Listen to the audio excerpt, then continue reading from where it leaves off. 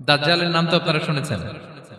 পৃথিবীর শুরু থেকে শেষ পর্যন্ত এর চেয়ে বড় ফিতনা আসেনি, আসবেও না। দাজ্জালের ফিতনা। সে তার এক চোখ থাকবে, আরেক চোখ এরকম বন্ধ থাকবে, এখানে লেখা থাকবে কাফারা। কোনোভাবেই তাকে দমানো যাবে না, হত্যা করা যাবে না। আল্লাহ নবী ঈসা আলাইহিস সালাম তাকে হত্যা করবেন। তো যে ব্যক্তি সূরা কাহাফ তেলাওয়াত করবে, সূরা কাহাফের প্রথম 10 আয়াত বিশেষ করে মুখস্থ রাখবে, আল্লাহ তাআলা উসিমা মিন ফিতনাতিদ দাজ্জাল, দাজ্জালের ফিতনা থেকে তাকে বাঁচাবেন।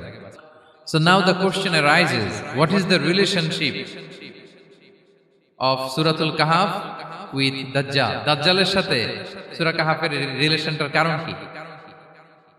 একটা মেকানিজম তো এখানে আছে। এত সূরা থাকে, রাসূল সাল্লাল্লাহু আলাইহি ওয়াসাল্লাম কেন বলেন যে সূরা কাহাফ পড়লে দাজ্জালের ফিতনা থেকে বাঁচবে? কারণটা কি?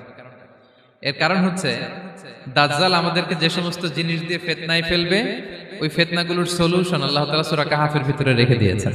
দাজ্জাল 4টা জিনিস দিয়ে আমাদেরকে পরীক্ষায় ফেলবে। কয়টা? এক হচ্ছে ঈমানি পরীক্ষা, 2 হচ্ছে সম্পদ দিয়ে পরীক্ষা, 3 হচ্ছে জ্ঞান দিয়ে পরীক্ষা, 4 হচ্ছে ক্ষমতা দিয়ে পরীক্ষা। সে ঈমানের পরীক্ষায় আমাদেরকে ফেলবে। সে এসে বলবে আমি তোমার রব, এবং এটা প্রমাণ করার জন্য যা যা দরকার আল্লাহ তাআলা তাকে সব দিবেন। সে বলবে আমি তোমার রব। যদি বিশ্বাস না হয়, তোমার বাবাকে যদি জীবিত করে বিশ্বাস করবে? অনেকে বলবে হ্যাঁ আমার আব্বাকে জীবিত করে দেখান। তো তার বাবাকে ঠিকই সে জীবিত করে ফেলবে। আসলে শয়তান তার বাবার সূরত নিয়ে সামনে দাঁড়াবে। আরে তাই তো, এটাই তো আমার বাবা, এটাই তো আমার দাদা।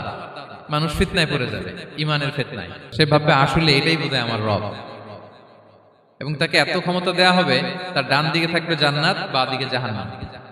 তার কাছে আল্লাহ এটা দিবে। যে তার কথা শুনবে তাকে সে জান্নাতে ঢুকাবে, কিন্তু জান্নাতে ঢুকে সে জাহান্নামের শাস্তি ভোগ করবে। এটা তার বাইরের মানুষ বুঝবে না, অ্যাপারেন্টলি এটা জান্নাত।